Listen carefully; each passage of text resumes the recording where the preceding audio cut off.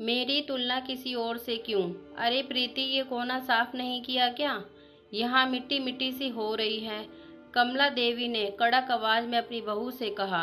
प्रीति ने आटे से संधे हाथ लिए हड़बड़ाते हुए बाहर आकर कहा, मैं रोटी बना के साफ करती हूँ। कमला देवी मोबाइल चलाते हुए बोली, किशोरी बुआ की बहू पीहू पूरा घर चमका के रखती है। उनका घर शीशे की तरह चमकता है।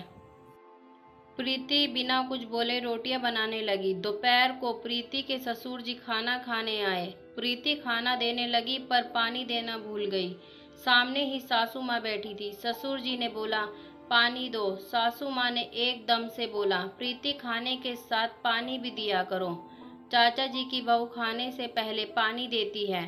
प्रीति ने बोला, जी मम्मी जी, आगे से ध्यान रखूंगी। अगले दिन रोहित नहाकर निकला और उसने बाथरूम को ऐसे ही गीला छोड़ दिया। कमला देवी ने तुरंत अपनी बहू से कहा, रोहित के निकलने के बाद कपड़े से बाथरूम की टाइल साफ कर दिया करो। बड़े मामा जी की बहू दीपिका का बाथरूम सूखा रहता है, गीले बाथरूम से राहु खराब हो जाता है। प्रीति ने बोला, मम्मी जी अभी तो रोहित जी का टिफिन तैयार कर रही हूँ, इसके बाद साफ कर दूंगी। रोहित के चले जाने के बाद कमला देवी और प्रीति बैठ के बातें कर रहे थे। तभी बातों बातों में कमला देवी ने बोला, अशोक मौसा जी की बहू पूरे घर का ख्याल रखती है, पूरे घर को संभाल लिया है। मौसी जी आराम से घूमती है, कोई टेंशन नहीं है। प्रीति बोली, आरती भाभी की शादी को 15 साल हो गए हैं। आप भी पापा जी के साथ पास वाले पार्क में चली जाया कीजिए। आपका घूमना भी हो जाएगा और पापा से 2-4 बातें भी हो जाया करेंगी। तभी कमला देवी ने एकदम से बोला, ना बाबा ना, मेरे बस की नहीं है। मेरे घुटनों में दर्द रहता है और बच्चे वहाँ क्रिकेट खेलने आते हैं।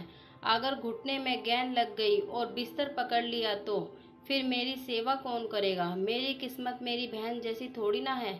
2 दिन बाद प्रीति को अपने सूट सिलवाने के लिए टेलर के पास जाना था। उसने अपनी सासू माँ से टेलर वाले के पास जाने की बात कही। कमला देवी ने एकदम से बोला, अरे सामने वाली की बहू तो खुद अपने हाथ से ब्लाउज और सूट सिलती है। अपने हाथ से कितने भी डिजाइन बना लो और कभी भी बनाकर पहन लो। प्रीति ने बोला, मम्मी जी सूट तो मैं भी सिल लेती हूँ, पर यह कपड़ा थोड़ा रेशमी है और रेशम के कपड़े की फिटिंग जल्दी से सही नहीं आती है, बहुत सरकता है, इसलिए मैं टेलर से सिलवाना चाहती हूँ और मेरे पास अभी टाइम भी नहीं है। दिवाली के बाद मेरे चचेरे भाई की शादी है। कमला देवी ने तुरंत बात पलटते हुए बोला, नहीं, मैं तो बता रही हूँ कि अगर सिलाई आती है तो अपने घर में ही कपड़े सिल के आदमी पहन सकता है। प्रीति चुपचाप सुनकर चली गई। कुछ दिन बाद कमला देवी की सहेली घर पर आई। दोनों सहेलियां आपस में खूब हंस हंस के बात कर रही थी और अपने बचपन की यादें, जवानी की यादें और बुढ़ापे के किस्से सुना रही थी। तभी प्रीति दोनों के लिए नाश्ता लाई और प्रीति वहीं पर बैठ गई। कमला देवी की सहेली ने प्रीति से पूछा, शादी को 1 साल हो गया है, घर कैसा लग रहा है? अब तो कामों की जिम्मेदारी कम हो गई होगी। कमला देवी ने बोला, इससे जितना हो सकता है उतना करती है। मेरी तरफ से कोई जिम्मेदारी नहीं है। मैं तो कहती हूँ जितना हो सके उतना करो, वरना छोड़ दो। मैं करने के लिए बैठी हूँ। प्रीति यह सुन अपनी सासू माँ का मुंह ताकती रह गई।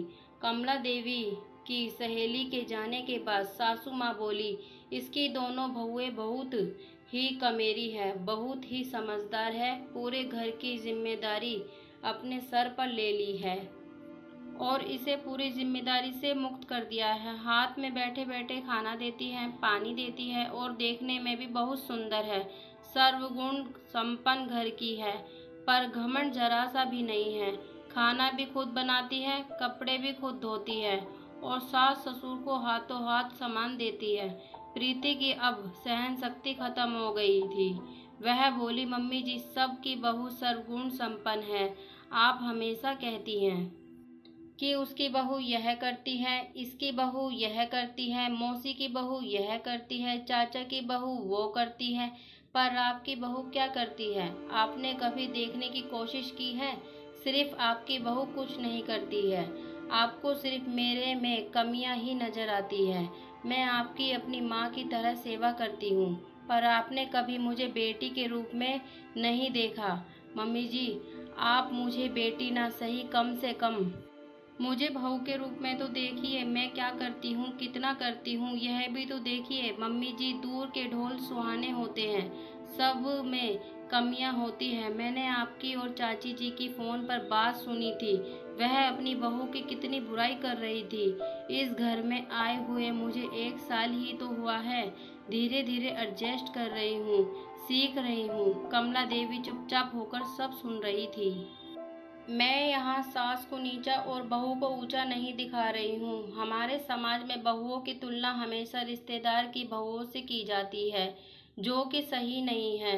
हर घर के अलग अलग नियम होते हैं। अपने घर की बहू को घर के रीति रिवाज बताइए, पर उसकी तुलना किसी के घर की बहू से ना करें, क्योंकि आपकी बहू आपकी ही रहेगी।